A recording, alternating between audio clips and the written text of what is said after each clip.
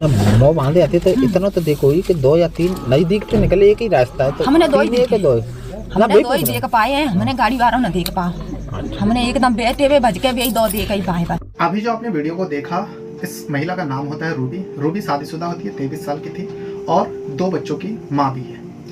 लेकिन इस रूबी के साथ बड़ी ही दर्दनाक घटना होती है 8 अप्रैल को, और ये वीडियो भी जो है 8 अप्रैल की बात है। जिस वक्त ये घटना हुई थी उसी वक्त की ये वीडियो है, क्योंकि उस महिला जो अपने पति और 2 बच्चों के साथ कहीं सफ़र कर रही होती है। इसी बीच 2 बदमाश बाइक सवार आते हैं और रूबी का पति, जिसका नाम होता है नीलेश जाटव, जो 27 साल का था, उस नीलेश जाटव को गोली मार देती है।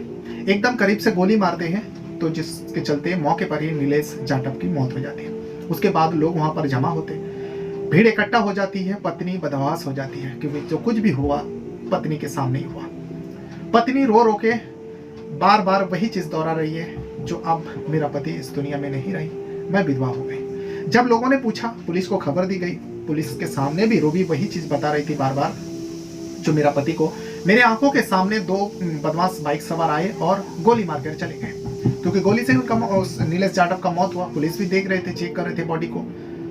तो पुलिस उस महिला की बात सुनकर, यानी रूबी के बात सुनकर, अज्ञात हमलावरों के ऊपर मामला दर्ज करके फिलहाल बॉडी को कब्जे में लेकर पोस्टमार्टम के लिए भेज देती है और यहाँ पर तफ्तीश शुरू होती है। तफ्तीश पत्नी से पूछताछ हो रही थी, लेकिन जब पत्नी से पूछताछ हो रही थी तो पत्नी की जो बात है, बार बार वो इधर की बात उधर करे, उधर की बात इधर करे, तो पुलिस को पत्नी रूबी के ऊपर ही शक हो जाते हैं।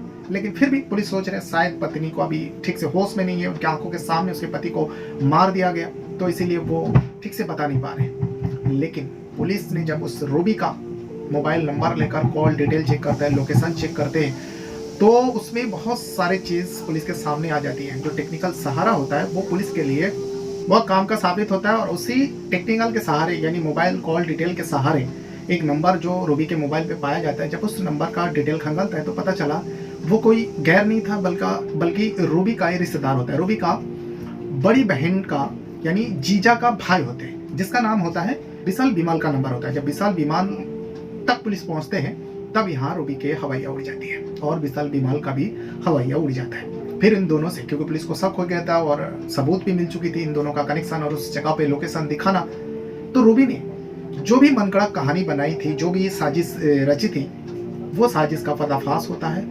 पुलिस भी हैरानी से इस घटनाक्रम का खुलासा करते, रिपोर्टर के सामने पूरी बात बताते, तो सारे लोग हैरानी से सोचने पर मजबूर हो जाते हैं, जो आखिर उस मरने वाला नीलेश जाटव का गलती क्या थी।